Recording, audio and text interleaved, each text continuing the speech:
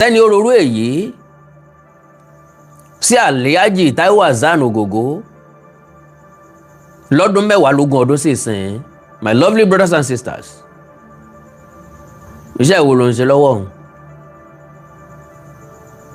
Ara rẹ̀ dápé lónìí, tèmi dápé lónìí. Ikú ò béèrè bóyá ara wa yá àbí ọ̀yá.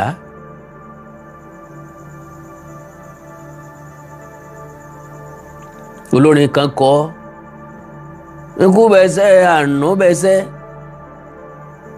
gbàjẹ́ ti kú ikú apani,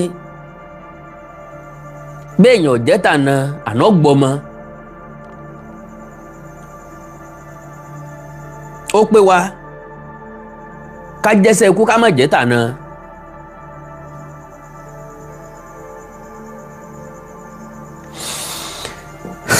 Bó ti wù kẹ́ni ẹni ó dàgbà tó, a kì í fẹ́ kí wọ́n lọ. Alhaji Taiwo Hassan Ogogo, at the age of 66 years, ọmọdé ààrẹ ògo ṣì ń tàn lọ́wọ́ kò ìwọ mi. Àfi lónìí tíràwọ̀ ńlá já, ògùn náà wọ mi. Kí ló ṣẹlẹ̀? Kí ló gbẹ̀mí Ogogo? Kí ni ṣe wá lórílẹ̀‐èdè Nàìjíríà?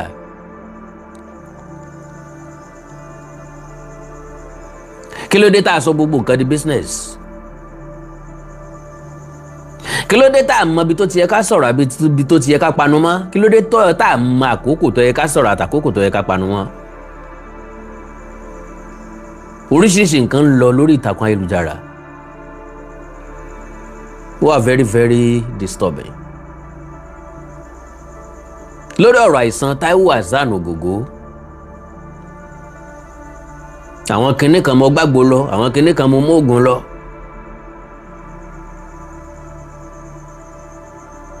Ọlọ́run ọba mi àṣekàn mọ́ kù.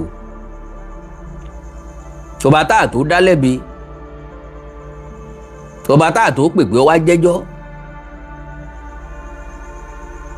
Torí pé kò sẹ́ni nìkan tó lágbára lórí ẹ̀mí ẹ̀ láàrin gbogbo wa.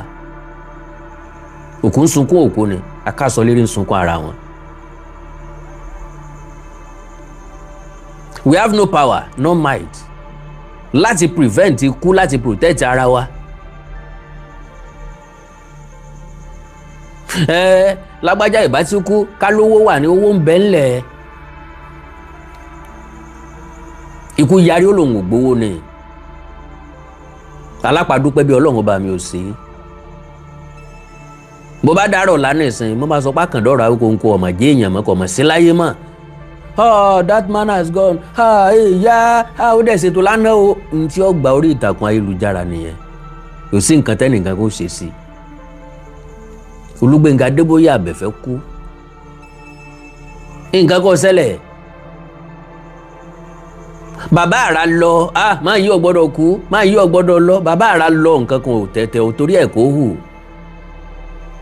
Ìrètí lọ, lúkúlúkú bàtà sí. Yomi Ògúnmọ́lá, Fúnmi Martins. Ẹ̀rẹ́gbẹ́ fún wọn tán o, wálé làwa mi ò wá mọ́. Túbọ̀ sún o lè súnmọ́ o. Yẹmí Ajíde ò lè jíde mọ́. Láàrin ká ò lè rìn ká mọ́. Ó kàn wúra kata ń sunkún lásán. Ọ̀rọ̀ dòde fún ni. Lára mi ò kàn rà rí o. Lára mi ò kàn rà rí. Àfìgbà tí lára dẹ̀ ń kàn rà. Aláwìyé ẹ̀gbá ò lè jíde mọ́. Gòkè Babalọ́lá gan ò lè ké. Gòkè kan ò wò sú. ń gbà Fúnmi Martins kú. Kò sẹ́ni ororú èyí sógògó. Àdúrà là ń ṣe lọ́jọ́ bíi mélòó kan sẹ́yìn. Ń làwọn àáfàá ńláńlá ni wọ́n ṣètò àdúrà on behalf of Taiwo Hassan Ogogo. Gbogbo òṣèré orí ìtàgé ló pé tán síbẹ̀. See love. My first question, mélòó nú àwọn èèyàn wọ̀nyí ló mọ̀ wípé nǹkan ń ṣògògó, including Alhaji Yinka Quadri àti bàbá wa Jide kò sọ́kọ́. How many of them ló mọ̀ pé nǹkan kan ń ṣe ògògó kó tó wá di pé ó wọ ògògó lára, torí pé pariwo síta nìsín láàrin ọ̀sẹ̀ kan péré ni. ìgbà tá à ń fọkàn sí wípé àìsàn òun yóò fi ògògó lẹ̀ náà lẹ́lẹ́ran tu. lásìkò tá à ń gbàdúrà àwọn ti gbé wọlé sí abẹ́ o ẹ máa gbàdúrà o kọ́lọ́run jẹ́ wà successful, ìgbà náà la pàdánù ògògó. ó dágbére fáyé ní dédé aago 3 ọ̀sán òní. àkàndá mọ já mi lójú bíi tóótó. ntọ́ sáré wá sórí ẹ̀mí mi náà ni pé ilé ayé ọ̀nà rèé o. ká wálé ayé ká ṣiṣẹ́ takuntakun, ká gbìyànjú àti nípa, ká má dàbí ejò tó kọjá lórí àpáta. kíkú ó dé ká wá pé ọmọ lọ kó lòun ọgbà níṣẹ́, àní mo fẹ́ wá mú ọ ní. màlẹ́kà tí jí ní kùtùkùtù òwúrọ̀ ó yálé láàárọ̀ yóò jí ògògó. màlẹ́kà tí mo ní sùn ló ń sọ pé òun ṣíwọ́ ọṣẹ́. ó lóun ṣíwọ́ ọṣẹ́, òun ní fún tàárọ̀ láláǹfààní láti jí. mo wá gbọ́ròyìn tó bà mí lọ́kàn jẹ́ níbi tẹ́lẹ̀kùn ti ń sunkún. láwọn èèyàn kan ti ń ṣe business.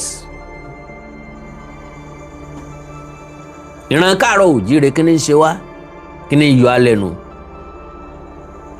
kò sóore abẹ́lẹ̀ mọ́, kò sóore kọ̀kọ̀ mọ́, kò sóore ká dúró dàsìkò ọpẹ́ mọ́. orí pa afẹ́ gboríyìn lójú ẹsẹ̀ là ń bá káàkiri. ó wà very very painful. eré bẹ́ẹ̀dùn lẹ̀ ọ̀dọ̀lẹ̀. ìyẹn àjànàkú là á yògbó, ogbó dàkókò lọ́lẹ̀.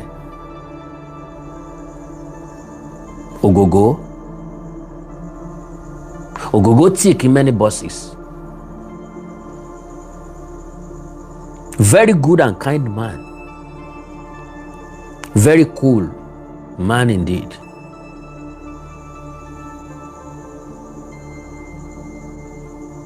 ẹni tó fẹ́ kílé ayé everybody tó bá wà ní surroundings ẹ̀ kó better. àgbà òṣèré kan ṣoṣo tí mo rí tí máa ń pìtì ẹ̀ tí ń bọ̀ lẹ́yìn. ó múlẹ̀ ayé bẹ́ńtín, kì í sọ̀rọ̀ púpọ̀, gbogbo ọ̀rọ̀ tí ó bá sọ nínú eré orí ìtàgé ni. A very strong man, abẹ̀sẹ́kù bí òjò, arẹwà lọ́kùnrin.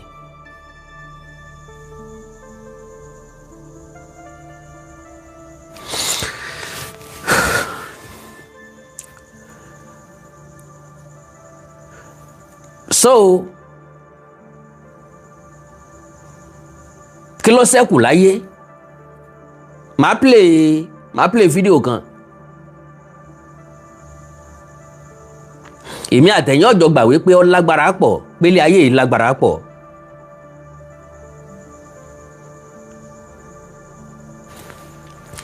ókè o, ọmọ Alhaji Taiwo Hassan padà síta. àwọn fẹ́ni tí ó bá wọn tọ́jú bàbá wọn, torí pé àwọn dókítà kan ò fẹ́ tọ́jú ẹ̀.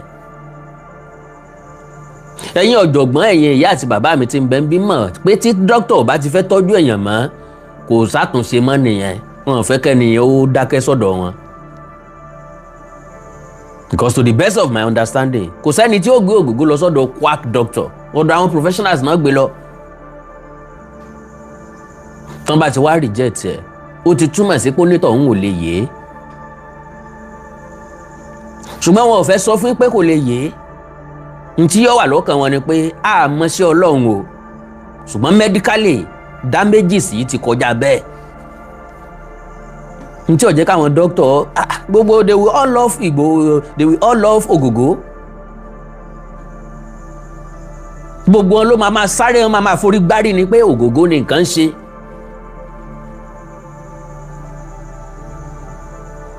àfin ò ní pé gba lọ́jà ká mọ̀mọ́ tìyà ẹ, ojú ò ní pé gba lọ́jà ká mọ̀mọ́ tìyà ẹ ni. àfin ò ní wọjà ká mọ̀mọ́, Ògògó ò lè débì kan mọ̀mọ́ pé Ògògó ló dé. bóyá àwọn ọmọ ayé àtijọ́ o, bóyá àwọn ọmọ jẹ́nsí o, kò sẹ́ni tí ò dógògó mọ̀. bọ́ọ̀ bá wo Ògògó òwò pósítà ni, bọ́ọ̀ bá wo Ògògó òwò sinimá rí ni, sọ òwò fíìmù rí rárá ni.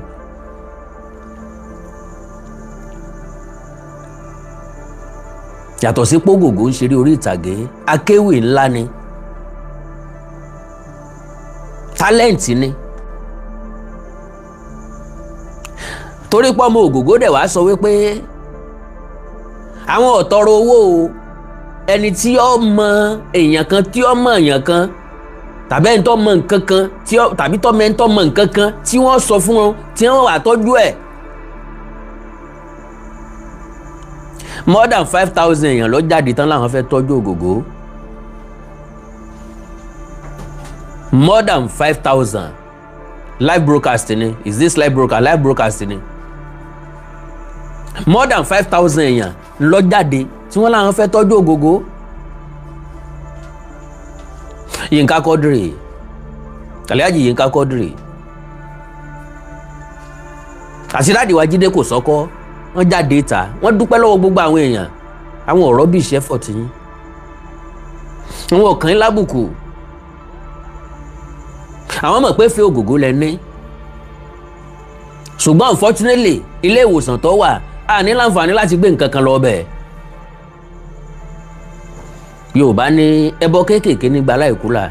My lovely brothers and sisters, kọ́lọ̀ wọn má jẹ́ àṣàìsàn kí nǹkan má ṣe wá, kọ́ mọ́ sẹ̀mí wa. bí wọ́n bá po ìgbọ̀nsẹ̀ mọ́ nǹkan dúdú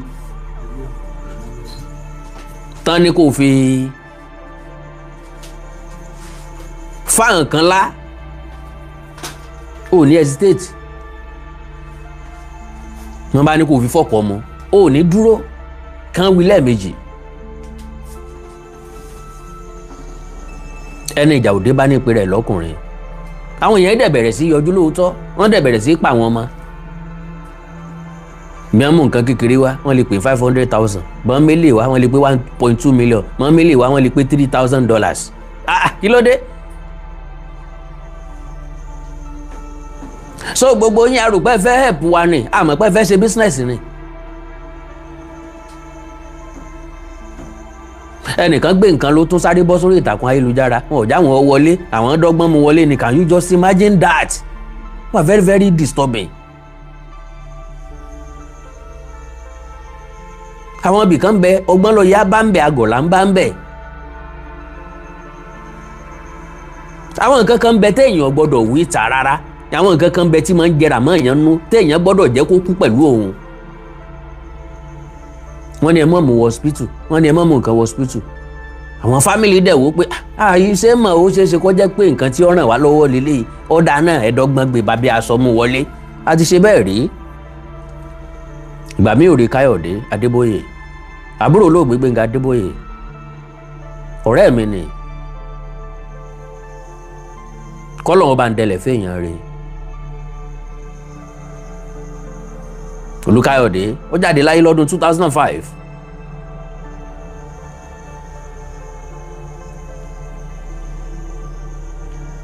mo rè wo usage lẹ́ẹ̀mejì.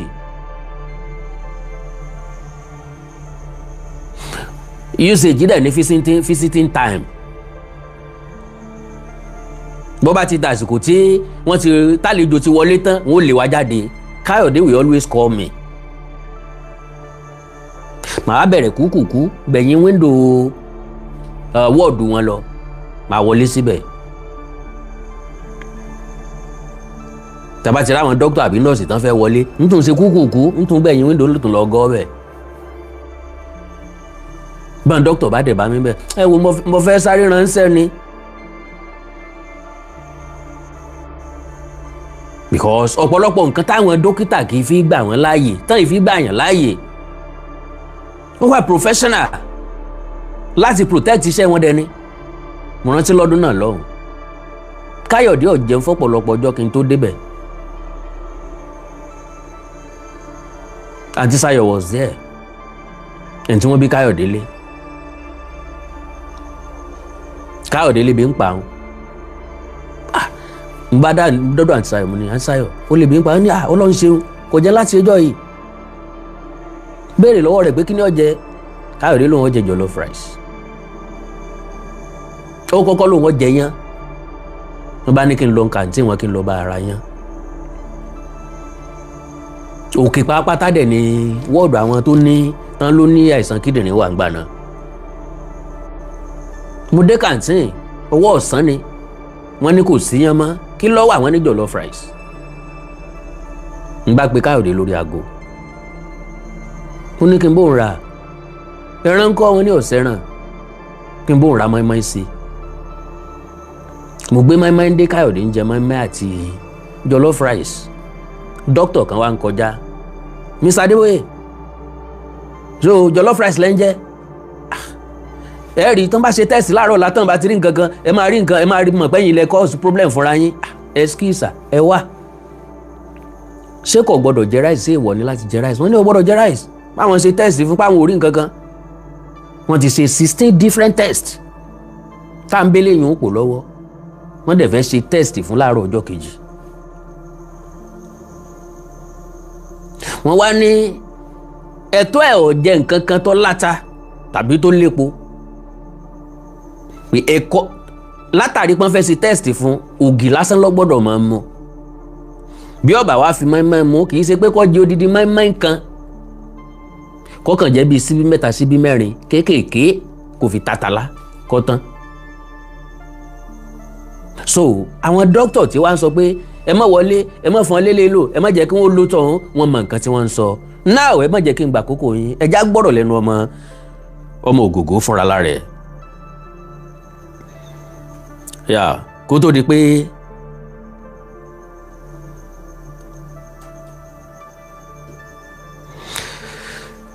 ilé ayé le o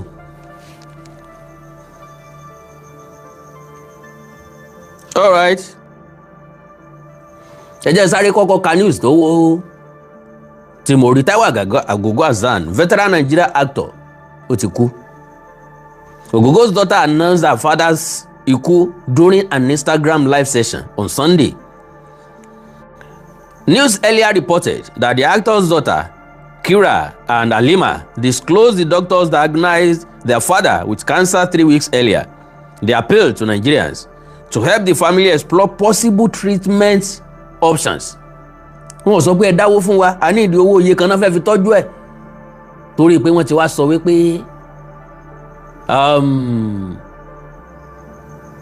kí ló lóṣèlú yìí nípínlẹ̀ Ògùn yìí màá rántí pé wọ́n máa take care ẹ̀ torí pé ọmọ Ìlaro ni wọ́n ọmọ Ìlaro náà dẹ̀ l'Ògògó so now pé wọ́n ní ìdí owó àwọn èèyàn ti wá wò ó pé owó ńlá kan bẹ lọ́wọ́ wọn káwọn kàn sáré sáàbù wọn jẹ káwọn sáré gán wọn jẹ káwọn sáré extort wọn with any little things they started calling bí ẹni Yayi God bless you torí pé Yayi fẹ́ tọ́jú ẹ̀ náà wá fẹ́ sọ family wọn dìjẹ́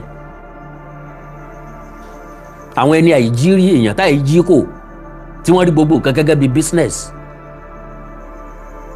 tínú wọn máa ń dùn sí ṣubú ọmọ làkejì ẹ ṣe já rescue ẹ̀ náà kó wá dìgbà tá rẹ̀ bá yá káyẹ̀sẹ̀ máa sọ̀rọ̀ jáde.